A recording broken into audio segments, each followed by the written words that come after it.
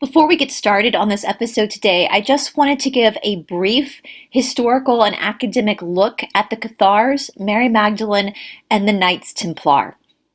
The Cathars were a religious group that emerged in the Languedoc region of southern France during the 12th century. They are often associated with a dualistic belief system that viewed the material world as evil and the spiritual world as good. This belief system was in stark contrast to the teachings of the Roman Catholic Church, which led to significant conflict between the two. The key aspects of the Cathars' beliefs were: 1, dualism. Cathars believed in two opposing forces, one good, associated with the spiritual realm, and one evil, associated with the material world. This dualism is often compared to Gnostic beliefs. 2, the rejection of materialism. They viewed the physical world, including the human body, as a creation of an evil god. This led to ascetic practices, including celibacy and a rejection of material wealth. 3, the perfecti. The Cathars had a distinct hierarchy, with the perfecti being the spiritual leader who lived a life of strict asceticism and were seen as the true believers. 4, alternative sacraments. The Cathars practiced their own version of sacraments, most notably the consolamentum, a form of spiritual baptism that was believed to confer grace and led to salvation. Historical context. Conflict with the Church. The Cathars movement gained significant followers, which alarmed the Catholic Church. In response, the Church launched a crusade against the Cathars. This crusade started in 1209, and the point was to eradicate Catharism. This brutal campaign led to a widespread violence and destruction of Cathar communities. Inquisition. Following the Crusades, the Catholic Church established the Inquisition to root out heresy, targeting Cathars and other groups deemed heretical. Legacy. The Cathars have left a lasting legacy in culture and historical landscape of France. Their story is often romanticized in literature and popular culture, symbolizing a struggle for spiritual freedom and the quest for truth against oppressive authority. Today, the Cathars are often studied in the context of medieval history, religious studies, and the history of heresy. Their beliefs and practices continue to intrigue scholars and the public alike, leading to a resurgence of interest in their history, particularly in the context of the broader themes of religious tolerance and the nature of belief. The mystery surrounding the Cathars lies not only in their beliefs and practices, but also in the tragic fate they faced at the hands of the Church, which sought to eliminate what is considered a dangerous heresy. Mary Magdalene and the Cathars are often linked in discussions about alternative Christian beliefs and the role of women in early Christianity. While there is no direct historical evidence connecting Mary Magdalene to the Cathars, the Cathar belief system and their interpretations of Christian teachings resonate with some of the themes associated with Mary Magdalene in various traditions. 1, biblical figure. Mary Magdalene is a prominent figure in the New Testament, known for her close association with Jesus Christ. 2, alternative interpretations. In some Gnostic texts, such as the Gospel of Mary, Mary Magdalene is portrayed as a key disciple who possesses special knowledge and insight into Jesus' teaching. These texts suggest that she had a significant role in early Christian community, sometimes even being depicted as one of its leaders. 3, feminine spirituality. Mary Magdalene has become a symbol of feminine spirituality and empowerment, particularly in modern interpretations that seek to reclaim her role in Christianity. Mary Magdalene and the Cathars. The Cathars emphasized personal spiritual experience and often rejected the hierarchical structure of the Church. Their beliefs included a more egalitarian view of spirituality, which allowed for a greater role for women in religious life. In Cathar communities, women could hold positions of spiritual authority, and the perfecti, the spiritual elite of the Cathars, included both men and women. This was in contrast to the more patriarchal structure of the Catholic Church. Mary Magdalene's portrayal as a wise and enlightened figure resonates with the Cathar emphasis on personal spiritual knowledge and the rejection of established authority. Both Magdalene and the Cathars represent a challenge to traditional views of women in religious context. The Cathars' belief may have been influenced by Gnostic traditions, which often highlighted figures like Mary Magdalene as bearers of hidden knowledge.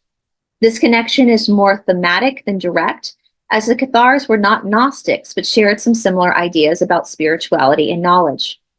The Cathars' reverence for the spiritual realm and the rejection of the material world can be seen as aligning with the idea of a divine feminine, which Mary Magdalene embodies in various interpretations.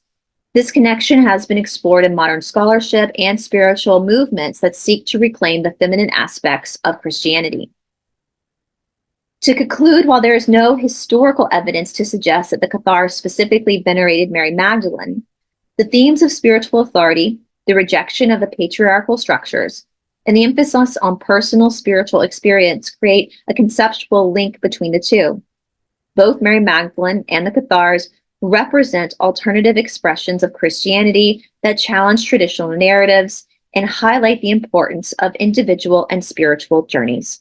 The Knights Templar, officially known as the Poor Fellow Soldiers of Christ and the Temple of Solomon, were a medieval Christian military order also founded in the early 12th century. They played a significant role during the Crusades and became one of the most powerful and wealthy organizations in medieval Europe. Origins and purposes. 1. Foundation. The order was founded around 1119 by a French knight and a small group of knights. Their initial purpose was to protect Christian pilgrims traveling to the Holy Land after the First Crusade. 2. Name and symbol. The Templars derived their name from their headquarters, which was located on the Temple Mount in Jerusalem, believed to be the site of Solomon's temple. Their emblem was a red cross on a white background, and they were often depicted as knights in white mantles with a red cross. Structure and lifestyle. 1. Monastic order. The Knights Templar combined the roles of monks and soldiers. They took vows of poverty, chastity, and obedience similar to those of monastic orders, but also engaged in military activities. 2. Hierarchy. The order had a structured hierarchy with a Grand Master at the top, followed by various ranks of knights, sergeants, and chaplains. 3. Military role. The Templars became known for their military prowess and played a crucial role in several key battles during the Crusades, including the Battle of Hattin in 1187. Wealth and influence. 1. Financial power. The Templars established a vast network of financial operations, including the creation of an early form of banking. They offered loans, accepted deposits, and facilitated the transfer of funds across Europe and the Holy Land. 2. Land ownership. The order acquired significant land holdings in Europe and the Holy Land, which contributed to their wealth and influence. They built fortifications, castles, and churches. 3. Political influence. The Templars gained the support of various monarchs and were often involved in political affairs, which further enhanced their power. Decline and suppression. 1. Fall of the Crusader states. The decline of the Crusader states in the late 13th century diminished the Templars' military role and influence. 2. Arrest and trials. In 1307, King Philip IV of France, heavily indebted to the Templars, ordered the arrest of many members of the order. They were charged with heresy, blasphemy, and other crimes. Their trials were marked by torture and forced confessions. 3. Dissolution. In 1312, Pope Clement V officially dissolved the order under pressure from King Philip. Many Templar assets were transferred to the Knights Hospitaller, another military order. Legacy. The Knights Templar have left a lasting legacy in popular culture, history, and conspiracy theories. They are often associated with mystery, treasure, and the occult, leading to numerous fictional portrayals in literature, film, and video games. Their history raises questions about power, faith, and the complexities of medieval society, making them a subject of fascination for historians and enthusiasts alike. And today, you guys, we are going to be looking at part one of what the Cassiopeans have to say about the Cathars and the Knights Templar. And if you guys have been around for a while, this is quite exciting because it feels like we're circling the block, because this is literally what blew my channel up to begin with, my deep dive along with you guys into the missing books of the Bible. So I'm very, very excited about this. But before we get into the episode at hand, you know what to do. Please hit that like button and subscribe if you have not subscribed. And if you like this video, please share this video. That helps us out with the algorithms. And if you really don't have a comment that you want to comment, then just put your flag down in the comment section, because that, again, helps with the algorithms. And if you would like to help support the work here on Esoteric Atlanta, there is a link to our Patreon page down in the description box below. Again, a special thank you to all of our patrons and our producers here on Esoteric Atlanta. Without you guys, we absolutely could not do what we do. So you guys, with that being said, let's get into it. Part one of what the Cassiopeans have to say about the mystery of the Cathars and the Knights Templar.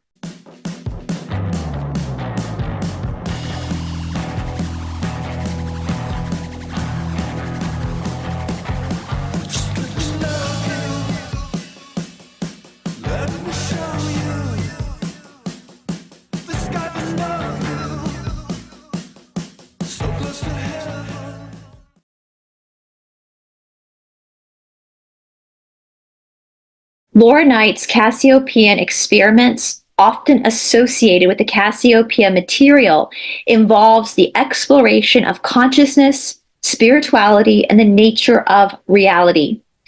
Through various methodologies, including channeling and psychic experiments, Knight and her collaborators sought to communicate with higher intelligences, particularly a group of entities referred to as the Cassiopeans. The primary aim was to gain insight into the metaphysical questions, the nature of existence, and human development. The experiments included multi-session discussions that covered topics like multidimensional realities, free will, and the influence of higher dimensional beings on humanity. Knight recorded these sessions, which often contained profound philosophical and esoteric insights, and these records became part of a larger body of work that aimed to explore consciousness beyond conventional scientific understanding. The overall tone of the experiments reflect a blend of skepticism and deep inquiry into the nature of consciousness and our place in the universe. Laura Knight began her communication with the Cassiopeans in 1994. She is still in communication with the Cassiopeans to this day. If you would like a better understanding of the Cassiopeans and their impact on humanity, I would highly suggest checking out the Wave series by Laura Knight, the Cassiopeian Forum, which a link will be provided in the description box below, or purchasing the book that I personally am reading from that contains all of the transcripts and conversations between Laura and the Cassiopeans. The Cassiopeans base the soul's evolution and consciousness on the spiritual template known as the Law of One. The Law of One is also known as the raw material. It is a series of philosophical texts that emerged from a series of channeling sessions conducted by Carla Rucker, Don Elkins, and Jim McCarthy in the early 1980s. The sessions involved channeling a consciousness known as Ra, who claimed to be a collective of extraterrestrial beings from the sixth density. The key concepts in the Law of One are unity and oneness. The central tenet of the Law of One is that all beings are fundamentally interconnected and are expressions of the same universal consciousness. The phrase, "we are all one," encapsulates this idea, emphasizing that unity is the essence of existence. It also covers the densities of existence. The material describes the cosmos as composed of multiple densities or levels of existence. Each density represents a stage of spiritual evolution, with humans currently experiencing a third density, which is characterized by lessons in love, understanding, and most importantly, making choices. We also seek to understand in the law of one soul evolution. According to Ra, souls undergo a process of evolution through these densities, learning and growing through various incarnations. The choice between these paths influences one's spiritual evolution and the experiences one encounters in life. There's also discussions of the role of free will. Free will is considered sacred, and individuals are encouraged to explore and make choices regarding their spiritual development without interference from higher beings. If you would like more information on the law of one, please make sure to check out the material for yourself. A link to all resources will be posted down in the description box below. But for now, let's get on with the show. Now, of course, as many of you guys are aware, if you've been with me for a while with the C's, even though I just put one topic into the search engine to find, that's the main subject we're looking for. In most transmissions, there are more than one topics covered. So regarding the first question, I'm going to go ahead and give you guys a little bit of an introduction to the first question that they ask.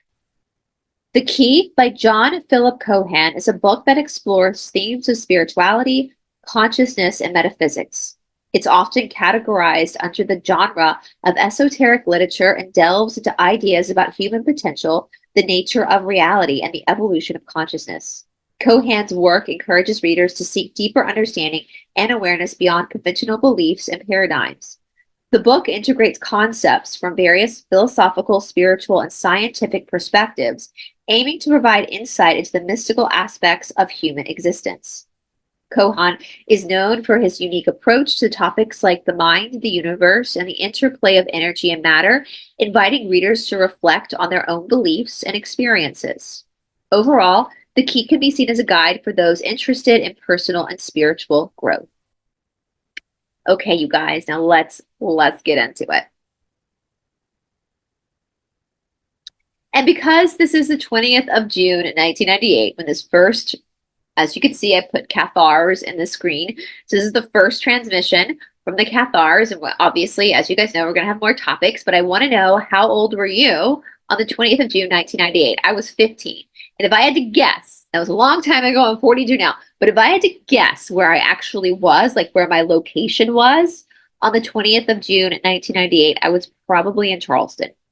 Probably. Because we would often, South Carolina, we would often go, my mom's family's from the coast of South Carolina, the Low Country, so we would often go and spend our summers there and like live in this house with all of my cousins. So that's probably where I was, if I had to make an educated guess. When this was being created. How old were you and where do you think you were on the 20th of June, 1998? Okay, so we have Frank, C. Redacted, Ark, and Laura at the board. Hello, hello. And who do we have with us this evening? Choose another board. Board had rigids, which made movement difficult. We replaced it. All right, hope that is better. Oh, Laura, I think that's how you say her name. And where do you transmit through? Cassiopeia. First question. Okay, this book, The Key by Cohan, is talking about a rock drawing in the Hogar region of the Sahara. There is a figure of this man on these rock drawings surrounded by these various other figures. The man is pictured without a face. Where his face should be, there are parallel brownish black lines that look like two things: the slants of a bed or the grill of a barbecue. Then it says that in the West Indies and throughout North America, the Indians had as one of their most vital implements a device that served as both bed and a cooking utensil. It consisted of an oblong metal frame 3 feet high with slants or bars across the framework, much like the slants of a modern bed. The Indians cooked their meat on this grill over an open fire, and then when the fire had died down, they wrapped themselves in their blankets and slept on the grill above the embers. To nomadic people, this object was the very center of their life. On this device, they not only cooked and slept, but they also begot children. Out of this simple invention came what we call today a barbecue. Anyway, the thought has come to my mind as I read that was the idea of the magnetite in the brain, and the representation of the darkened bars across the face of this god figure as being symbolic of the iron magnetite and some kind of energy transition going on in the head. Can you comment on this idea? We need you to be more specific, if you please. Well, do the dark lines represent A, iron, or B, the magnetite of the iron? Answer. Seldom are answers so readily obtained as in the key book. Question. You got that right. It blew me away. So in other words, the answer was very close to the description of the barbecue. Answer. Interesting that they should mention barbecue, as the lines described could very well denote the effects of the grill after one's face had been pressed upon it while the fire burns beneath. What would be the source of such fires? The nature of the fires? Answer. Fire walkers could tell you that. This was an interesting response, since C. Redacted's late husband was very interested in fire walking, though neither Frank nor I knew that at the time. And I think most of you guys are probably aware of what fire walking is, where you walk over coals barefoot, but just for people who are not, don't know what they're talking about, it's the practice of walking barefoot across the bed of hot embers. We see, let's look at images here so you guys can see. So this is something a lot of people do in spiritual practices. I've thought about it myself. You guys know, if you've been around for a long time, that I'm very interested in challenging the limits of the body. So although, let's see right here, there are different injuries, of course, that can come from fire walking. Let me go back here for a second. Let's go back. Hindu fire walking. Again, yeah, this is done. It's a practice that's literally done all over the world, that people, I think you kind of build up to it, you know, in your own spiritual practices and how to direct your energy. So apparently C. Redacted's late husband was interested in learning how to do that. And they're telling you, you know, these, obviously this markings of this person had like a grill marking on their face, but we know that that's not something super ominous, because apparently, I didn't know that. Did you guys know that? That Native Americans, people in the West Indies, would use this like fence, you know, like think of a barbecue that they would cook on and they would sleep on for warmth. That makes a lot of sense. So, all right. What is the nature of the grill? It is an external iron object or an internal effect of iron? Both. Why would this be represented as dark lines across the face? When one is shamed, one is no longer seen, only sees. Are you saying that this is a representation of hiding one's face in shame? More like being hidden. What figure did this god represent that had these lines drawn across his face? The figure was more collective than individual. So it was a collective rather than an individual god. C. Redacted says, so how do you know it was a god? Laura says, because it was, well, we don't. It's just that the size was so huge. Was it one of the Nephilim? Answer, when it comes to the Nephilim, reference all point to the unified legion. Was the figure the fertility god of the Hogar region? Better study more material related to the Mediterranean region, particularly Malta. Okay, this is at least the third time you have brought up Malta. I will look for something on Malta. I've covered Malta when we were going through the Romanovs and the society, the secret society around Malta. So I will make sure to put that video down in the description box below. It's super fascinating. And maybe we could get into it with the C's a little bit more. We got so much to go through with the C's, guys. 31 years worth of information. Now, I've noticed in all these readings that certain dates are repeatedly associated with certain subjects as signs or marker, and that these dates are associated with particular rituals, with particular groups, secret societies, various ancient matters, repeating over and over again. For example, the January 17th issue. It's like some sort of huge important day. What I want to know is there some repeating relation between these dates and certain energy exchanges between densities? Are these dates indicative of some cycle of exchange between densities, or dates when the cycles create a situation wherein doorways are more easily open? Dates provide marker only. That makes sense, because our calendar is bullshit, right? like what's that? Bullshit. is bullshit. Have you guys seen that video? They could go bullshit. And so basically they're just saying like the dates are just markers. Like everybody has markers, right? Like I got highlighters, safety pins to mark things. That's all they're doing, is that they're just marking when events are happening. Are they a marker for the signaling to other people of their significance? If you do not have dates, would you remember anything? Exactly. Well, I guess not. Okay, what are we supposed to remember from January 17th? Obviously, this is some deep memory of extremely significant events.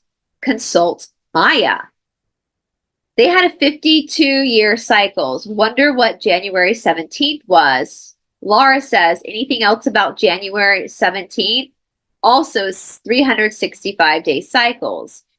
Yeah, they had several cycles. C redacted says, what was the beginning of a cycle? Measurement of what happened and when.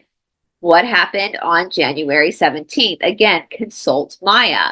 But January 17th reoccurs repeatedly in the alchemical text. Answer, and you may see the connection. Why do you suppose alchemists knew of the secrets brought to the table by the Maya and the Egyptians? Interesting. This is an interesting one, isn't it, guys? Question, they constructed a mathematical table of some sort, and this fits into the table. Is that it? Is that why it reveals a secret? Answer, it's a start. Question, so there is a table involved. All right. Now, for a long time, I've been curious about the reason for the wearing of the cord around the waist against the skin. That is the symbol of many secret societies. What is the meaning of the cord around the waist? Answer, balance. How can a cord symbolize balance? Body magnetic field. It's interesting. Brahmins wear a cord around their, like diagonally across their chest. They have a ceremony when they're like 13, where the boys get the Brahmin cord. But I don't think it's super secret. Like I mean, it's only for the Brahmin caste in India. For those that don't know, that's the India. The Brahmins are the highest caste. They're also the priestly caste. So that's interesting. I wonder if this relates to why belts were created. Like, I don't even own a belt anymore. I know a lot of men own belts. Like my boyfriend always wears a belt, but I mean, most of my pants don't even have belt holes like my jeans do, but I hardly wear jeans. I can't stand jeans. I feel restricted in jeans, but I never wear a belt. So, but I wonder if that's why. I mean, of course, we're told that belts were created to keep your pants up, but most of the people I know don't have a problem keeping their pants up. It's more like a problem of buttoning their pants. So I wonder if the creation of the belt has more to do with the rope that they would tie around for the balance of body magnetic field. I don't know. I would love to hear y'all's thoughts on that. I like suspenders. I will say I do find suspenders to be cute on guys when they wear suspenders. So my boyfriend does not have any suspenders. Whatever. All right. I don't see how it relates to wearing a cord around the waist. Are you saying it balanced the body's magnetic field, or was supposed to? It's symbolizing the balance of the field. There's got to be something else to this cord around the waist. It was some big symbolic thing, and it's related to wearing of the Masonic apron. C redacted said maybe it's a symbol of the larger garment. L says, any comments? Answer, no need for any. You know, it's interesting with clothes too. Like I went to a private school as a kid, like always had private school education, and definitely as an adult, because of what I do for a living, I wear a lot of very comfortable clothes because I work in shalos all the time outside of YouTube. I mean, you guys are lucky that I even have pants on when I'm on camera. But I will say I do feel like when people dress nicer, it does create better work because we're more aware of our bodies, if that makes sense. So we had to dress up at my school. Like when I was a kid, we had to wear, like boys had to wear suit and ties, all that kind of stuff. So anyway, question. All right then, later note. What came to mind as I was rereading this is the Hermetic maxim, as above, so below, and the cord symbolizing this division between above and below in a physiological sense. This then would lead substance to the Chinese alchemical figure of the three cauldrons and the practice of Tantra, where the sexual energy is conserved until it overflows into the middle cauldron. Containing conservation would then cause it to overflow into the upper cauldron or the consciousness. I kind of push back against her understanding of Tantra or any type of yogic text. I feel like My teacher in India used to say 99% practice, 1% theory. And we know, like, I don't mean to be mean, but Laura's a heavy girl. Like, she's a fat girl. She's a big girl. So obviously there's not a lot of physical exercise that she is doing. And so I think what happens sometimes, and this is what I think my teacher meant when he said 99% practice, 1% theory, is that when we just sit around theorizing stuff, we're not really progressing forward. Because so things feel different when we're conversing about theory than we're actually putting them to practice. And I think that's the problem. That's a huge pushback. There's a lot about Laura that I push back on, like a lot. And I think that's one of the big things that I would have to complain about is obviously she's not physically doing these things, and it's all coming from a pseudo academic perspective, which there's nothing wrong with academics. I am a researcher. I love it, but I also work my ass off. I also put these things into practice for myself. And so when you start to practice them yourself, it translates differently than what your mind just perceives of it. And so I think that's where the big disconnect is with Laura. And I think that's why I get frustrated with her a lot. And that's why a lot of people give her pushback, is because it seems like her understanding of this stuff is strictly coming from an academic perspective and not an actual, like if she actually were to physically get up and actually do yoga and actually put herself into that situation, into that friction, this philosophy would translate differently. There would be different observations made. So I don't think she actually understands Tantra. I don't think she understands it. Like, I think what she's spewing of Tantra, and my boyfriend and I talk about this a lot off camera because she's his cousin, like they're cousins. And he is heavily involved in practice.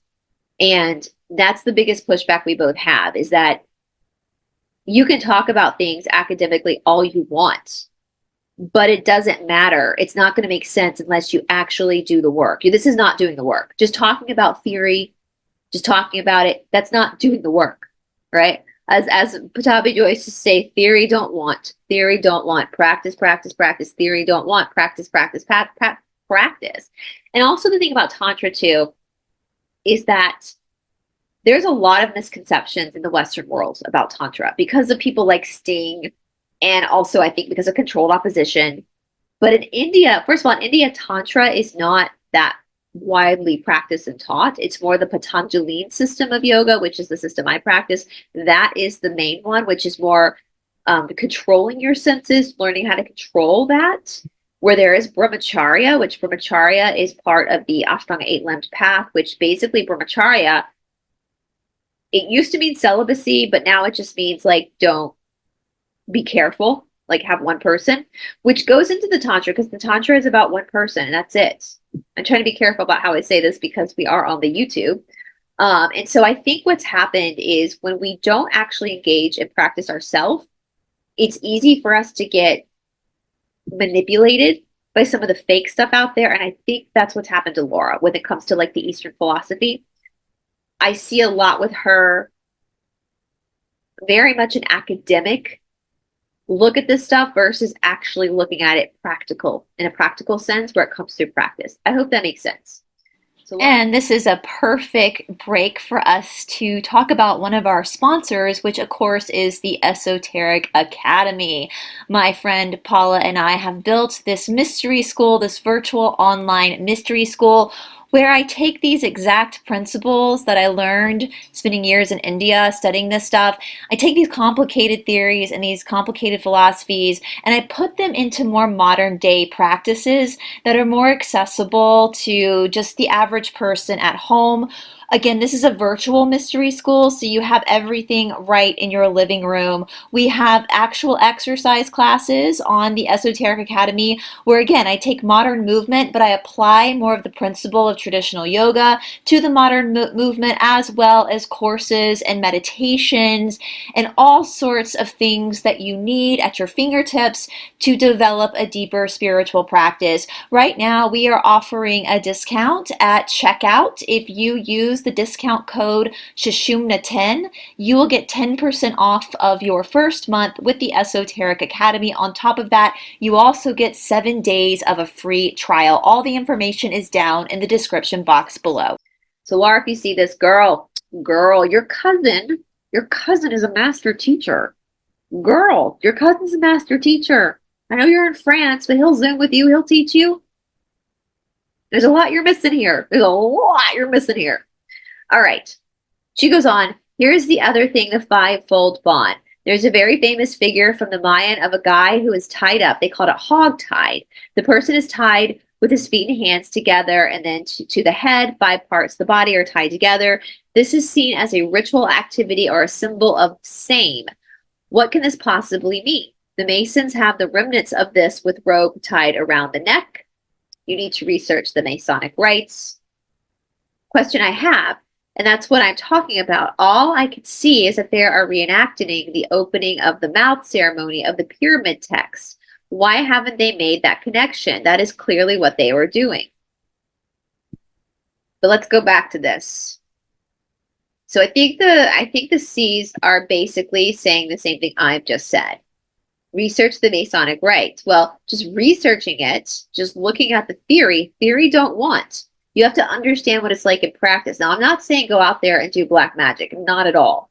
But we know that anything that's used in the dark was stolen from the light and inverted. So I think the C's are telling her when you only research sitting down at a computer or through books, it's only going to take you so far, right? You're only going to go so far. You're going to be limited. That's why in a lot of ways academics are limited, because there is wisdom gained in experience and there's a different understanding gained in experience. Okay, and that's what I'm talking about. All I can see is that they are reenacting the opening of the mouth ceremony of the pyramid text. Why haven't they made that connection? That's clearly what they're doing. Who is? The Masons. When they go through their initiation, I read a description of the rites, and this is what it seems they're going through. This is a reenactment of the slaying of Hiram. No, that doesn't make sense. Anything else you want to say about that? We have already commented about the need for you to further research the Masonic rites. And I will say, like, I definitely, I get this a lot from you guys in emails, and I've seen it in the comments. I totally understand it. I get, and I think my boyfriend and I talk about this a lot too. Like, I have total respect for Laura. I love that she's put this out there. She's done a great service to humanity. However, I do understand that she could be very off-putting. And I don't know if I've really ever addressed this publicly. I'm very put off sometimes by her personality that comes through on these transcripts. She doesn't do a lot of interviews, and I wonder sometimes if it's because she doesn't have a lot of maybe social skills, if that makes sense. And I do get from people that they have a problem with her. No, she's kind of know-it-all, right? Like I have, like, that's very I have, like, but we see that a lot with academics, right? That academics, and I don't know anything about her. I mean, she is my boyfriend's cousin, but I don't know much about her at all, about her life. But looking at pictures of her, I have kind of my own assumptions and speculate as to why she is the way she is. And so I'm gonna like acknowledge that people have emailed me or commented. Yes, I totally understand that she is off-putting. I do understand that there is this know-it-all attitude that comes from her, and kind of some arrogance that comes from her, maybe a little bit of narcissism. Like, I get that. Because I struggle with it too. Like, sometimes I read her books or these, and I like have to like take a break because I'm so put off by her and her behavior. And my boyfriend just laughs because he's like, she just reminds me of my grandmother, because he's like, my grandmother was that way. And I think her parent and his grandparent were siblings or something. So anyway, but you have to remember, guys, that what we're doing with the Cassiopeian transcripts, and my boyfriend reminds me of this too. We're looking at what the Cassiopeians have to say. That's what's important, not the people on the board.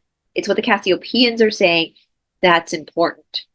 And so just know, if you've had issues, like you're off-put, you're not the only one. I'm sure she's aware of it herself too. I'm sure she's aware that she doesn't have good social skills, or that maybe she could be a little bit of a know-it-all when in fact she doesn't know it all. I can, and that's the thing too. Like, when you are not when you're engaged in spiritual study, but you're not practicing the spiritual study, the ego can grow. So only when you put the spiritual study into practice does humility come. Yeah. And so maybe that's just the sign that she hasn't. And like I said, you can't like the body. I've said this in other episodes. The body doesn't lie. The body keeps the score, and we're going to be talking about like the fallen angels the next couple of episodes and the service to self bodies that we're in. And there's one transmission where they talk about the hokey pokey, we'll say, speaking of Tantra, and how that's a service to self act, but we're in service to self bodies. And so we have to find that balance of like not just, we have to balance our desire, basically. And she kind of goes off on it a little bit. And, my big issue with that is that if having desire is a service to self action and we're in service to self bodies, then just the hokey pokey isn't the only desire. Like people desire certain food. People desire to be lazy. Like all of these are all desires and they're all equally,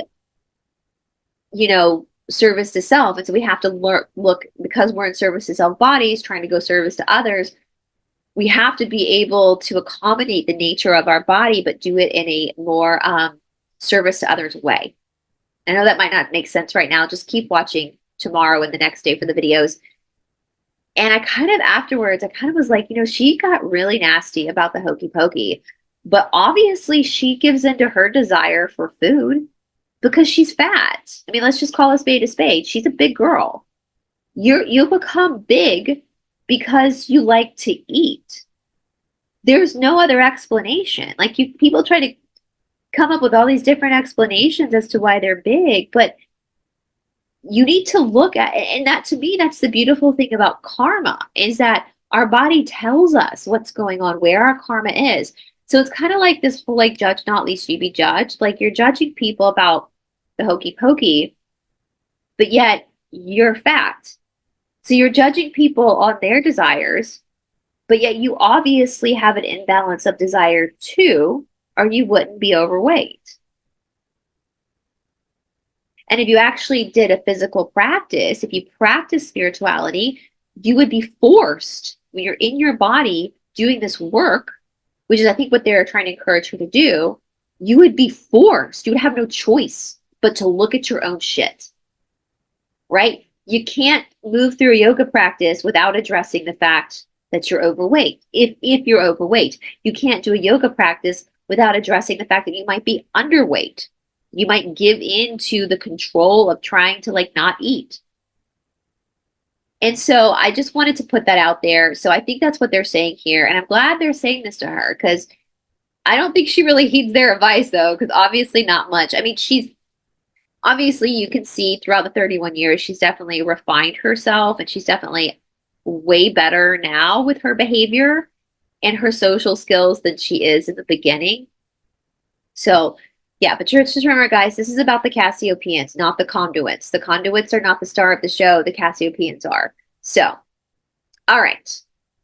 And we do respect Laura. Like, it's all nuanced, right? Like human beings, we're complicated. We have so many different layers. And so just because a lot of people have complained about her, and I too have felt very put off by her, doesn't negate the fact that what she's done is really awesome by putting this stuff out there. So two things can be true, right? All right, so we've already commented about the need for you to further research the Masonic rites. It says in this Holy Blood, Holy Grail, I've read this book, I've read it, that among the artifacts that were recovered from the Templars at the time of their arrest was a woman's skull decorated with gold and silver with a sign on it that said Caput Velum, which is, I can't remember much Latin, you guys, so you correct me. It's been, I think I stopped taking Latin in like the 8th grade. So in 1998, I wasn't taking Latin anymore, so you can correct me if I'm wrong, which could either be 58, or if the M meant 1000, then the 58 would be subtract, leaving 942, or could it be 58 in the Virgo symbol? Of these three ideas, which one is it? 942. What does 942 relate to? Use numerological data for suggestions here. Well, that leaves 6. What does the number 6 lead us to? Rounded, it shows you groupings of 2s and 3s. Rounded, 2 times 3, 3 times 2. Anything further about this skull? What does kaput signify? Well, head or finish, the end of something. Who did the skull belong to? It was supposed to be some saint or martyr. Answer, you see, Laura, you are on the right path, but you have a proclivity for side trips. Question, so this isn't important enough to worry about. Okay, in January of 1244, nearly 3 months before the fall of the fortress of Montségur, 2 of the Parfaits escaped. According to tradition, the bulk of the Cathar treasures went with them. That is gold, silver, etc. Supposedly, it was taken to a cave in the mountains and then to a castle stronghold. After this, the treasure vanished and has never been heard of again. In March, 3 months later, Montségur capitulated with less than 400 defenders remaining. The defenders requested a 2-week truce. Now, these guys have been duking it out and slaughtering each other, yet they are granted a 2 weeks truce. This is quite amazing. They wanted to consider the terms of surrender. The terms were that all the fighting men were to receive full pardon for various crimes. They would be allowed to depart with all their baggage, gifts, and any money they received from their employers. The Parfaits were to be generously dealt with if they would renounce their beliefs and confess their sins to the Inquisition. They would be freed and subjected only to light penances. This was completely out of keeping with what the Inquisition was all about. Anyway, they asked for 2 weeks to consider the terms. In return, they offered hostages. Then on March 15th, the truce expired. The following day, 200 of them were hauled out and burnt. There was no time to erect individual stakes, so they were all burned together in a wooden stockpile at the foot of the mountain. No one recanted. On the night of March 16th, it was said that 4 men, accompanied by a guide, made an escape by descending the sheer western face of the mountain, suspended by ropes, according to tradition. These men carried the true treasure of the Cathars. Why was this not smuggled out with the bulk of the treasure 3 months earlier? Why was this retained in the fortress until the last moment? What was the delay for? Why did this item or items need to be retained until a specific date that coincided with the spring equinox? It is known that some sort of festival was held on March 14th, the day before the truce expired. Apparently, this ceremony had been held on March 14th. From the reports, this ceremony or festival was quite impressive because some of the hired mercenaries, defying inevitable death, tell me, I'm almost done. Sorry, guys, I don't know how to edit that. My boyfriend came running and it looked like he wanted to tell me something. He was like, "Okay, I'm sorry." So I told him I was almost done. So you're gonna see that blooper in the film. So here we go. Apparently, the ceremony had to be held on March 14th. From the reports, the ceremony or festival was quite impressive because some of the hired mercenaries, defying inevitable deaths, converted to the Cathars' faith at this time. Could whatever was smuggled out have been necessary to the ceremony on the 14th? Was it necessary for them to retain something in their possession until a certain period of time had passed? If you understood the cycles, and more importantly, the forces directing them, then you would already have the answer to this. Well, that is what I am asking. So apparently these Cathars did have something. Sometimes your asking is merely for validation of your own hunches. Well, darn it. And for growth and progress, one must learn to let the answer stand. What was the head worshipped by the Templars that was supposed to have been called Baphomet, seer of the passage? What does this mean? Remember, secrets of Knights Templars were kept in caves, guided by eternally burning lamps. Okay, next question. Is this Ophiuchus, the serpent holder, the same as what you have called the holder of Trent? Close. I guess I'm just going to have to accept that as a partial answer. Why do I bother? Okay, let me ask this. These guys who have researched this holy bloodline business have sort of focused all the attention on this particular line, purportedly the line of Jesus going through the Merovingian kings. This guy, Pierre Plantard, seemed to have more or less created a genealogy with their own validations, sort of like describing X in terms of Y and Y in terms of X. Now, this Pierre Plantard, a genuine carrier. Now, is this Pierre Plantard a genuine carrier of the bloodline that we are concerned with? Partially.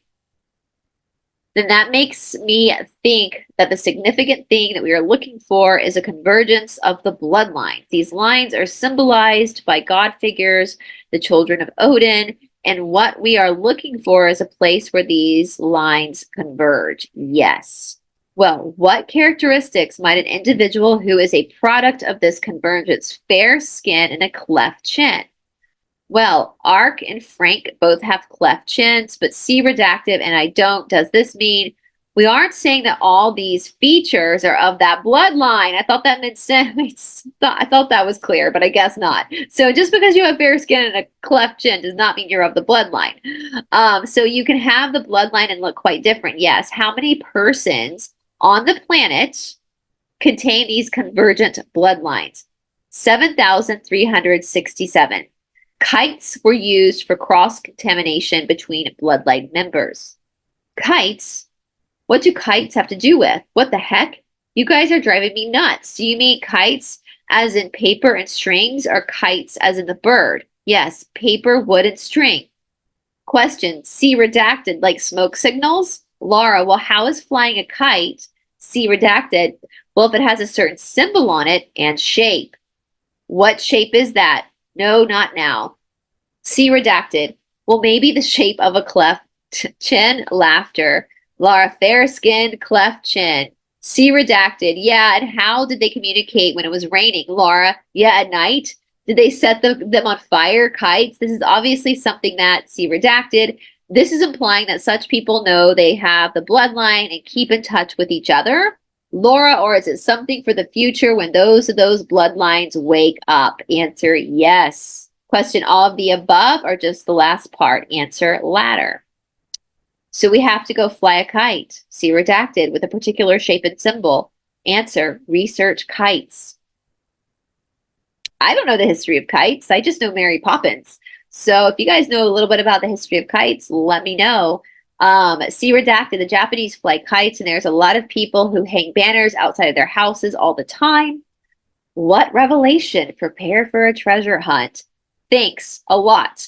These questions energize you, Laura. Yes, they do. When I start finding things that connect, it's like having a little explosion of energy in the brain. Ark says, well, I don't understand these kites. They don't fly by themselves. They are on a string. You cannot see them at great distances, only a few miles. What is the point of communicating this way with someone who is only a few miles away? Kites can be released or left behind too. Question, Ark, when you release a kite, it falls down. Well, maybe we ought to wait and see where this clue goes before we get stuck on technical aspects. Maybe it's just sort of a marker. We don't know if it will relate to a literal kite or a reference to a kite, a drawing of a kite, a carving, something will appear that will connect. I am sure it always does. Discussion, ending, and comments about the symbol of the skull and crossbones. Is there something about the skull and the physiological process going on in the skull and the thigh bone and the physiological process going on in the long bone that are somehow related? Answer, to what? To each other. Why is this ubiquitous representation of the crossed thigh bones with the skull? What is their relationship to each other? Answer, not point of grouping. Question, C redacted. Well, if you have a thought and you want to move that thought, thigh bone represents movement. So if you want to spread a thought, see where I'm going with this? Laura, yes. And there is some precedent for that idea. For example, the word well and wells repeatedly appear in this symbolism. This is related to the Indo-European word meaning to roll or walk, which symbolizes coming into being, life. Then there is the electrical forces of Zeus impregnating the earth goddess. Is this anywhere related to these thigh bones? Answer, getting further away. Question, do the thigh bones represent the bloodlines? The majority of the marrow, which manufactures blood cells, is in the long bone. Answer, suggests you leave this aspect until later. Need more more pieces to fit into place. And now we must go. Goodbye. End of session. All right, you guys. So that's part one of the Cathars. We'll just keep going. That's interesting. And I'll do, after we get through the Cathars and the fallen angels, we'll go deeper into the Knights Templar and all that. Because that stuff's truly fascinating to me. All those secret societies, secrets are no fun. Secrets are for everyone.